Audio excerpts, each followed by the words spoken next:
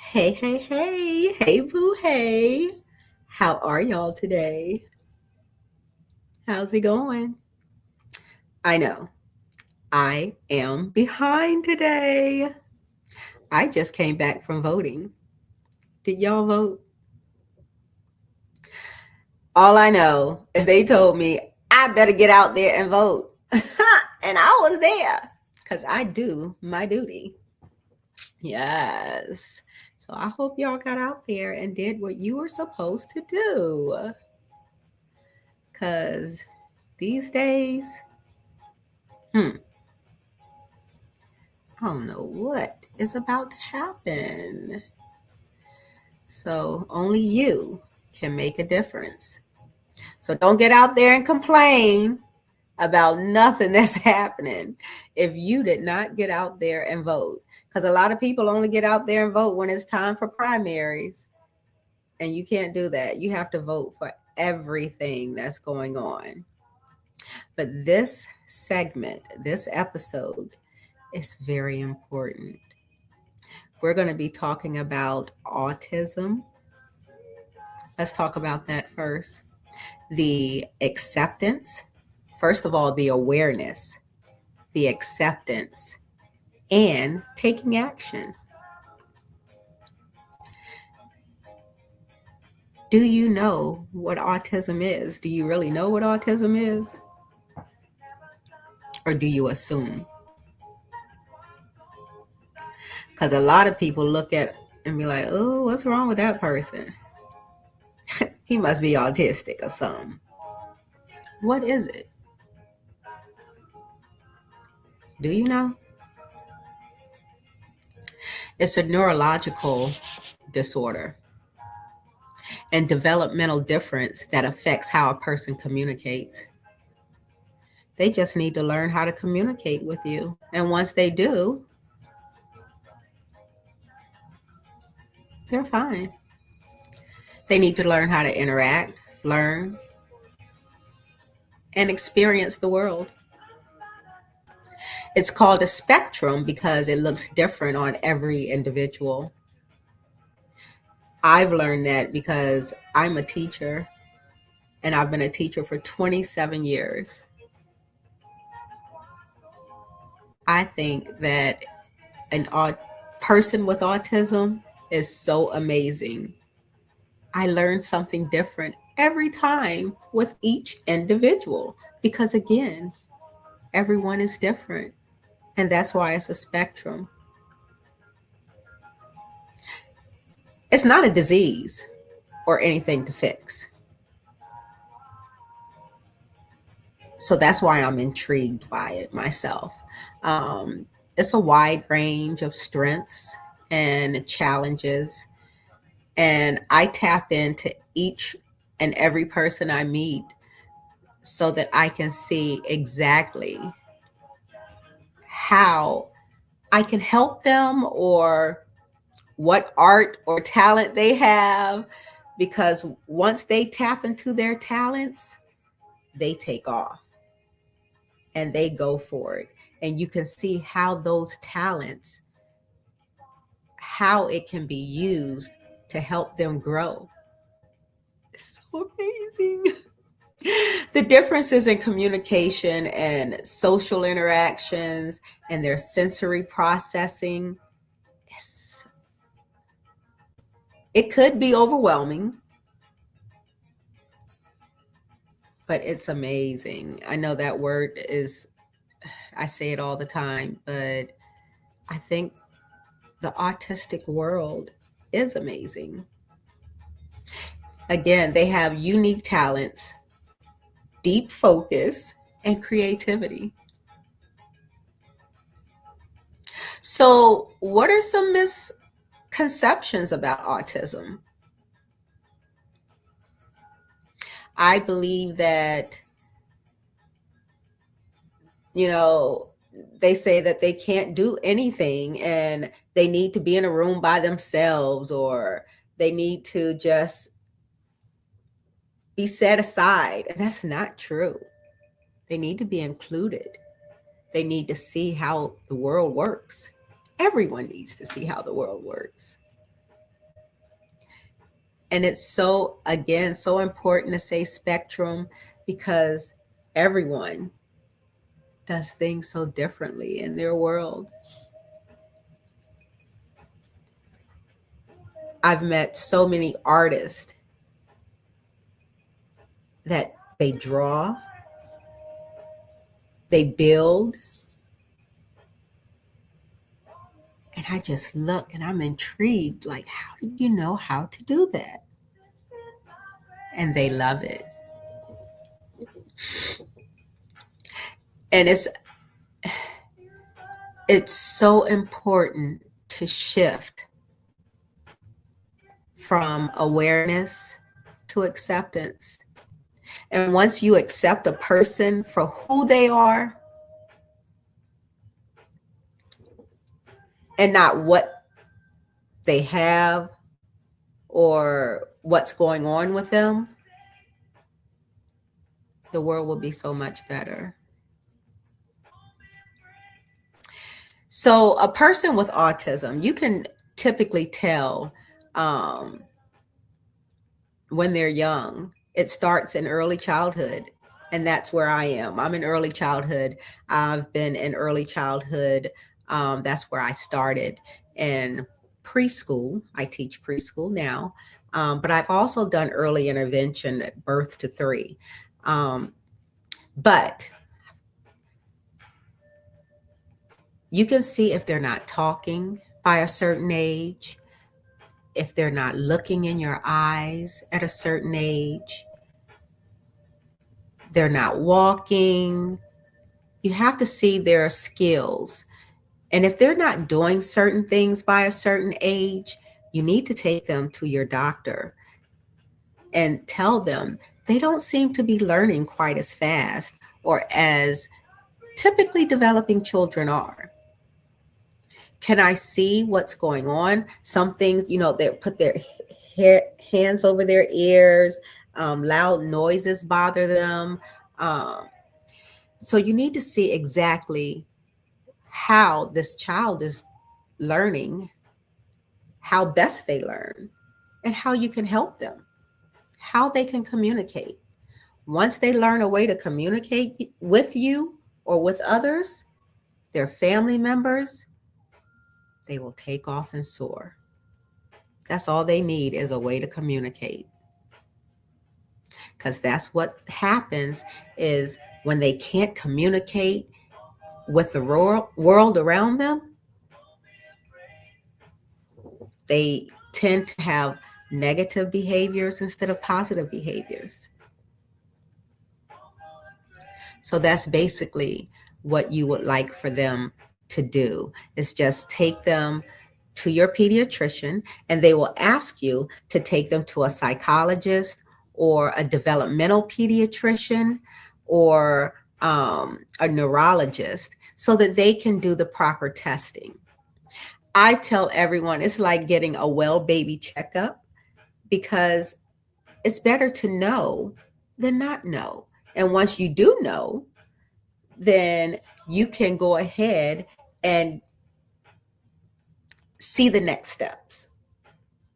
Because then with the next steps, you can go and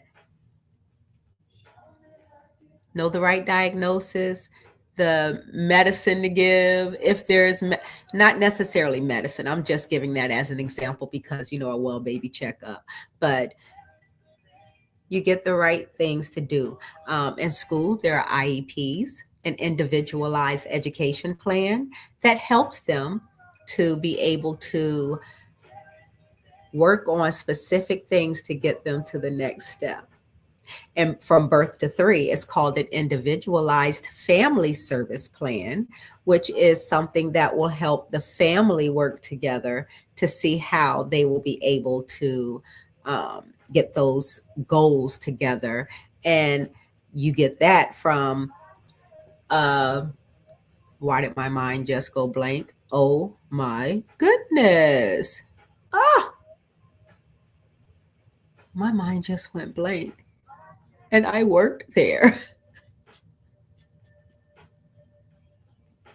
How did I do that?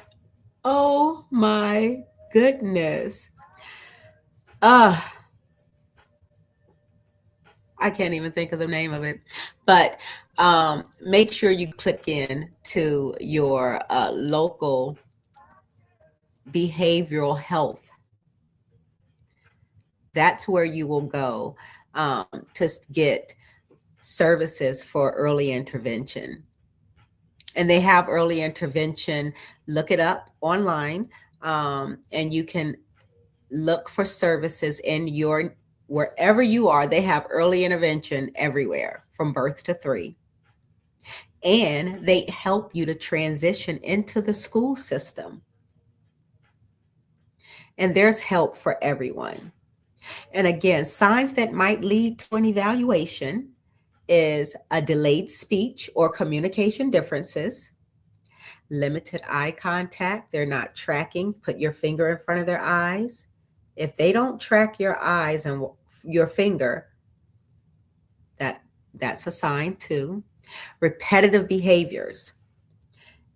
They might flap their hands, rocking, things like that. So there's different things and signs, sounds, textures, lights. There's so many different things that they love to do, lining things up in certain orders. They love routine. Routine is very, very important to them. So make sure if you see any of the signs, you might need to go and get them evaluated so that they will be able to get the help and support that they need. And a lot of teens or a lot of children are not even diagnosed until they get older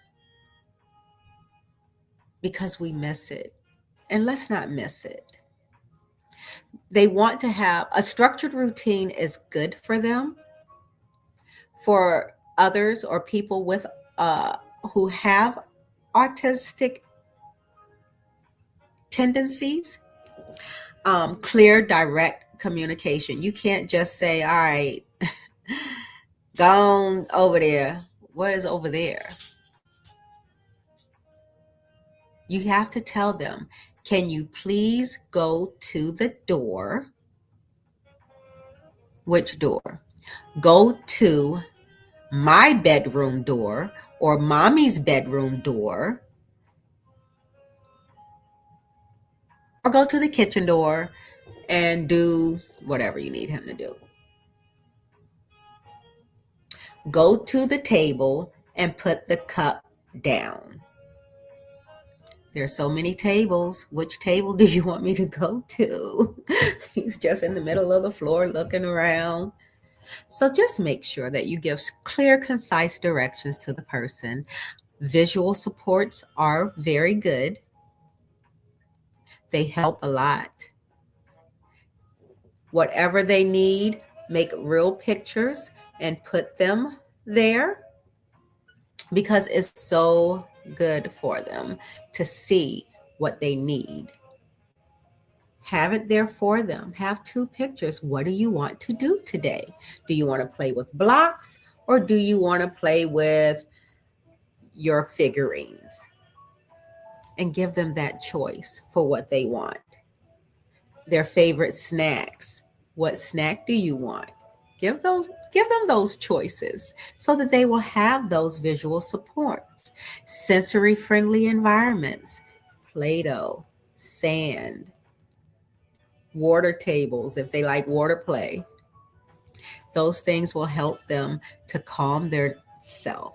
I even like those things. I love playing with them. Like, come on. Let's do these things. And therapy supports. There's speech, occupational therapy, behavioral when appropriate.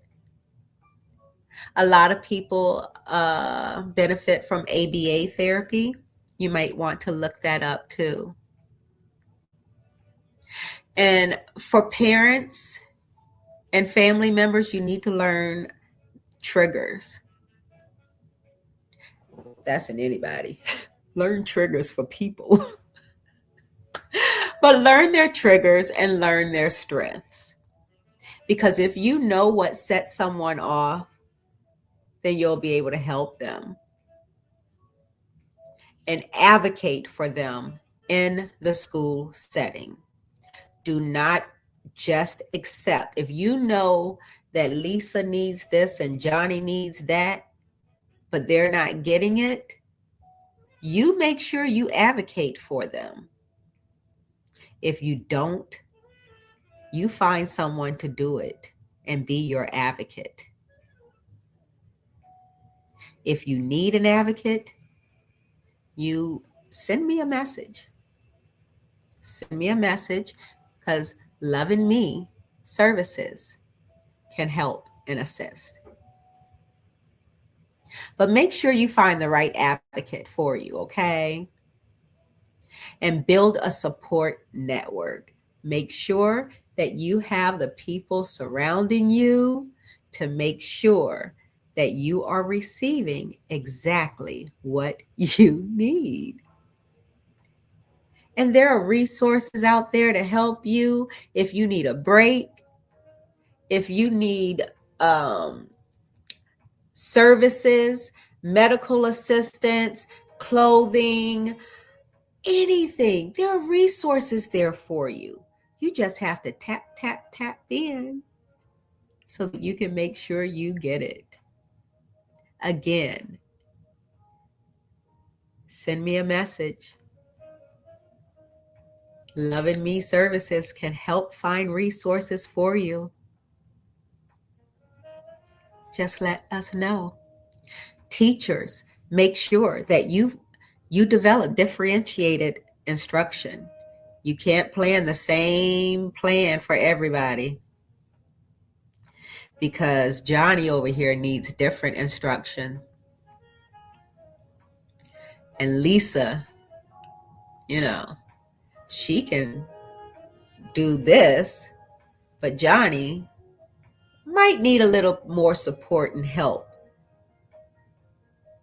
So make sure you do that differentiated instruction so that if he needs his traced a little bit, but she can do hers without it, you do that, okay? And create an inclusive classroom where everyone feels included. Nobody feels left out. And use patience and consistency. Because if you're off routine, they know. They know, and they will take advantage sometimes. And others, they will not be happy.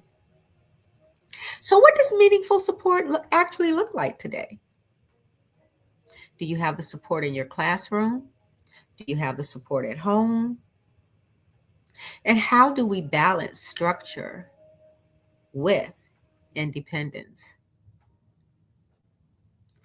Because we want the children to be independent with the right structure. You have to start them out with the right supports, and then you back off a little bit and let them go forward by themselves. Yeah. And then just make little small changes every now and then. You'll be surprised at the big impact that would make. Yeah. So how do we approach autism?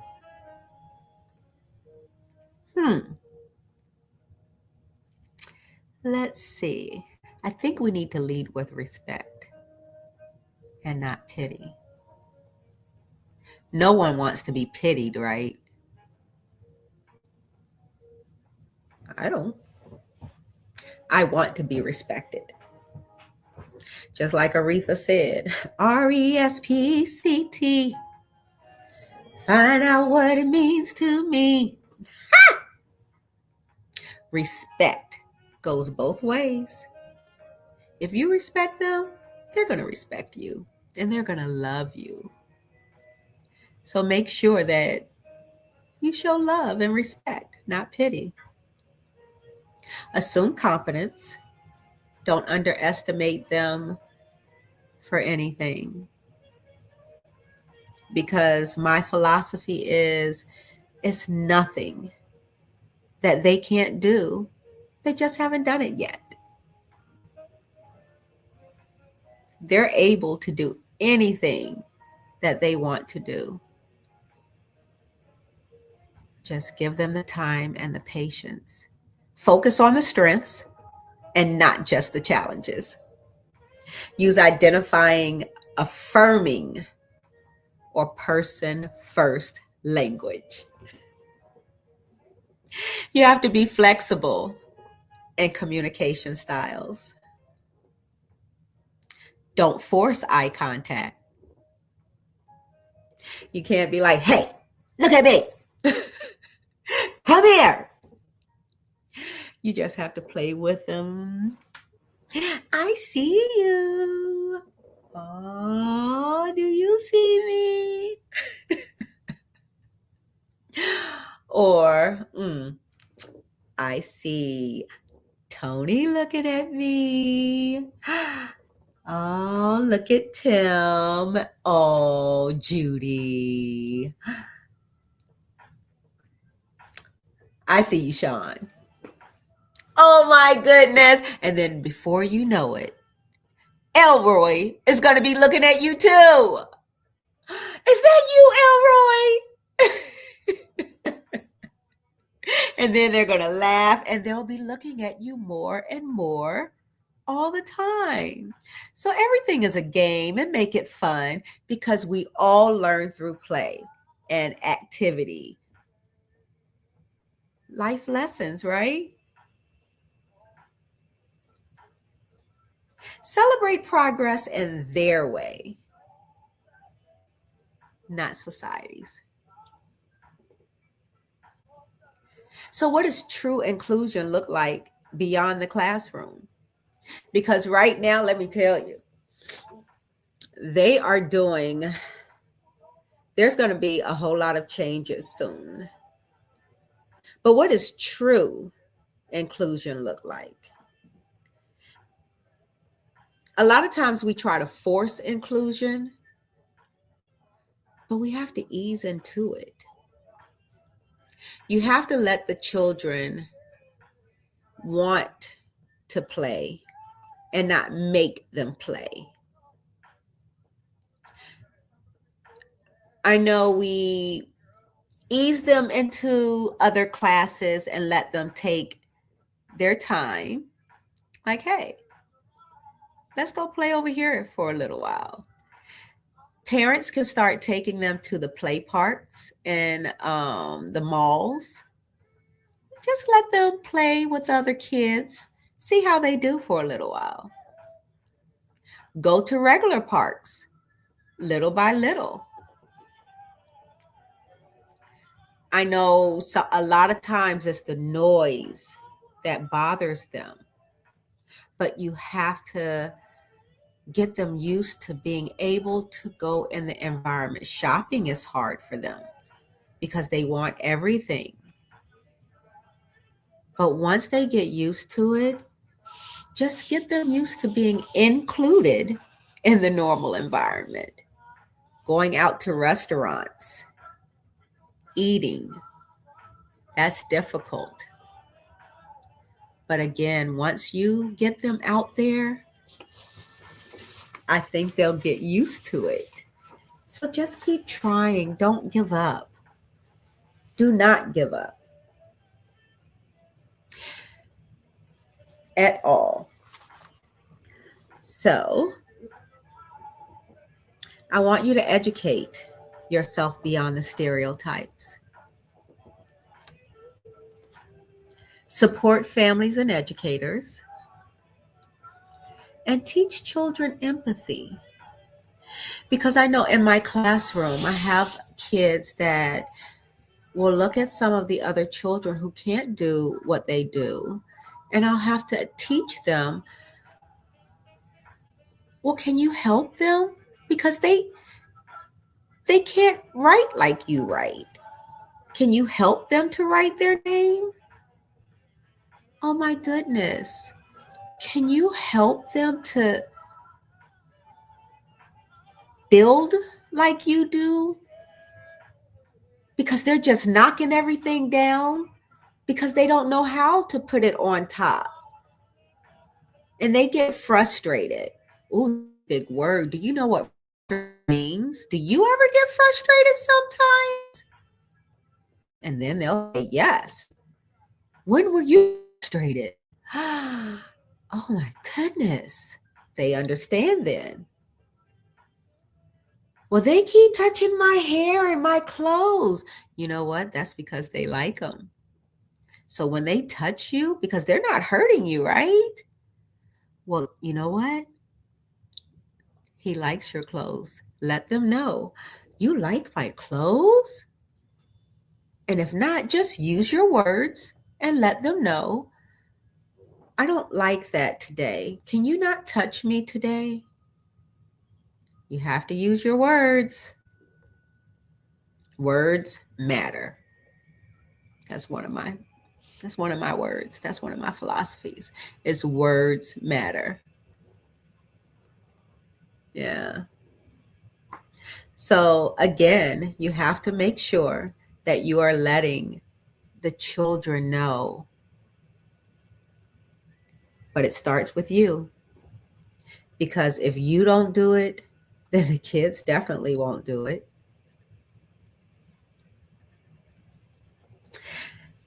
So now I want to talk about also is cultural diversity. But if you want some more information before I move on to that, is send me a message and let me know. And make sure you like and subscribe because that's how you get more information from what I'm doing too, okay? And things I post. But it's also cultural diversity month. Not just autism month. There's so many things happening in April. It's cultural diversity month. And I am getting ready to have a cultural diversity event at my school because let me tell this year I have in my classroom 8 different languages. I was like, say what? I have Vietnamese, Ukrainian, Bangladesh, Spanish, of course. Let's see. English. Dari. Oh, and there's one more. I can't remember. I can't remember, but I have, and now that I'm having this, someone, they're sending in things. It's someone from El Salvador, Jamaica. Can't remember. I'm so excited because I'm like, oh my gosh. Oh, Peru. I didn't know y'all were from all these different places. And where is this? What is your flag? What is it? I'm so intrigued. I'm reading everything and I love learning about different places. So, of course, we talked about Month of the Military Child, and I'm a military child. And I have gone over to Germany. And because of that, being over in Germany, I was able to and go to different locations to be with the DYA, Dependent Youth Activity Center, and go to play different sports. And we had a program called the Exchange Program. So it was a hosted program, and I could stay with someone else when I went with the sports program. When we had games, we would stay at someone else's home when we had games, and we ate their food, we stayed at their homes, we learned their culture, didn't know their language, right? But it was so much fun and intriguing. When they came to us, we hosted them for the game. And it was so fun. We had little pen pals, we would write them, and it was amazing. Amazing. Yes, that's my word. But I don't know if we do that now. I wanted to give my son the same experience. I wanted to go overseas and teach, but they don't do things like that over there anymore. We would have dances and everything. I don't know if they do that anymore, but I think that everyone should have that same experience. So I am having a event on Monday at my school, and I am having a guest come. He's a chef, Chef Anthony Thomas. Shout out to him. I am so excited because we are going to have him. He wrote a book, and he's going to read his book, Potluck, uh, the Potluck Classroom. And he's going to read that, and he's going to cook with the class. We're going to have multicultural, uh, the parents sent in pictures and from their culture and where they're from. So we're going to have a walk of with all their pictures. They can go and see the kids and see all where they're from, their food, their clothes. We're also going to have a bingo. We're all, oh, okay, yeah, I can say it because I don't know if well, it's going to be a surprise. It was supposed to happen Monday, but I'm telling you, I was so sick, and I'm still a little sick. But we had an emergency, but it's rescheduled. So I can't wait because I am excited. We're going to have the music from different countries just so that we can be more aware of everything. They're going to make their flags, and it's just to bridge the gap, the cultural gap. And so everyone knows exactly what other people do in different countries. We're going to make a friendship wreath. It's going to be fun. So if you want to know, I'm sure there are different events all over the place. You can read books with your family, and go to different organizations that may be having something. But that is, uh, it's going to be so much fun, and I can't wait. So come back to my channel again because you will see something about the event there because I'm going to post it again. Tomorrow is Earth Day. And again, I am going, you might have seen my other post that I did too. Like, what was I thinking? Because I have not cut my grass in over, I don't know how many years. I'm going to do that tomorrow. I'm going to cut my own grass, and I'm going to plant some flowers, and I'm going to plant flowers with my classroom. And there's a program within my school that is doing something for Earth Day, and they're going to come in because I work at a high school. So the high school students are going to come in and do something with my preschoolers to help them have an awareness of what Earth Day is. And they're going to take them outside and help them clean up a little bit to help them learn how to clean up the earth, because we have to protect Mother Earth, right? But there are so many things. This year's theme is Our Power, Our Planet. And there are so many things that you can do to try and volunteer for Earth Day. They're having different events around the world. You can go to earthday.org and try and find some different events, and you can see how you can do things um, by cleaning up, planting. You could there's planting a tree or plant. I'm going to plant a rose bush too, but I have something that I'm going to do in honor of my mother and my father and my son's father who passed away, and make a little garden for them. So I'm really, really excited about how I am going to celebrate and honor Earth Day this year and make sure that I clean up my yard, my part of Earth. Yeah. So, how are you going to celebrate Earth Day this year for Our Power, Our Planet? I would love to hear and see how you're going to do that. And the last thing I want to discuss for today is Child Abuse Month.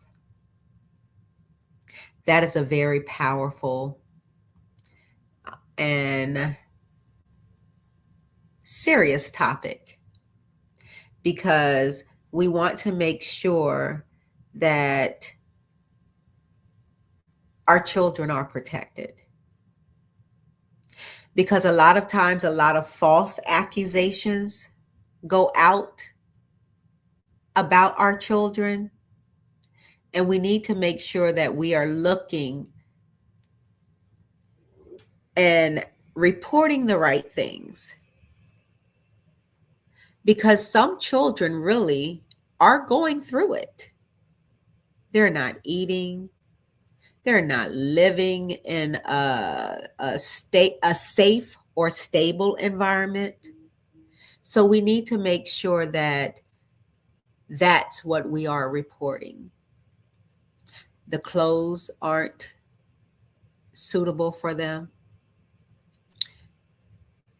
They're getting beat, not getting reprimanded, because reprimanded and a beating is total. I mean, that's too much, because the Bible does say train up a child. spare the rod, spoil the child. But a beating? No, no, no, no, no, no, no. I do believe a conversation is okay, can be held.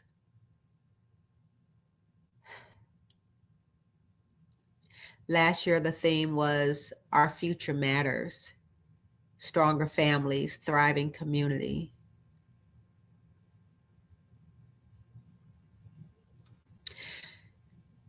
Social services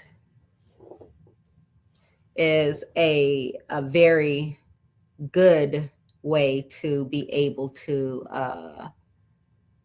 report. There's also a National Child Abuse Hotline. That number is 1-800 422 4453. Again, that number is 1-800 422 4453. And that could be for women and, well, for children, definitely. But make sure that our children are nurtured. And a pinwheel. I walked up to the school today and they had a box of blue pinwheels and they were just spinning. And I was like, oh, what are these pinwheels? I said, oh my gosh, it is National Child Abuse Month. So take care of our children, love them, cherish them. They grow up to be us, adults, and we carry stuff that we have to heal from.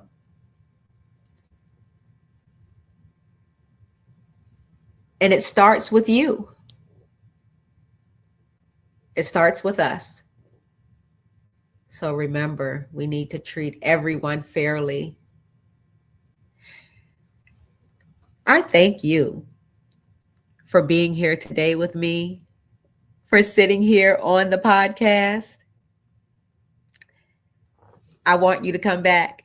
So like, subscribe, share with someone else who may have needed to hear this. And come on back, child. Come on back. Thank you again. And if there was anything that you heard, let me know. Drop a comment. Let me know how I can help you. And remember, love is in you. And remember to love yourself. Thank you. And you have a wonderful, wonderful week. And I'll see you Saturday at 4 o'clock. 4 o'clock, y'all. See ya.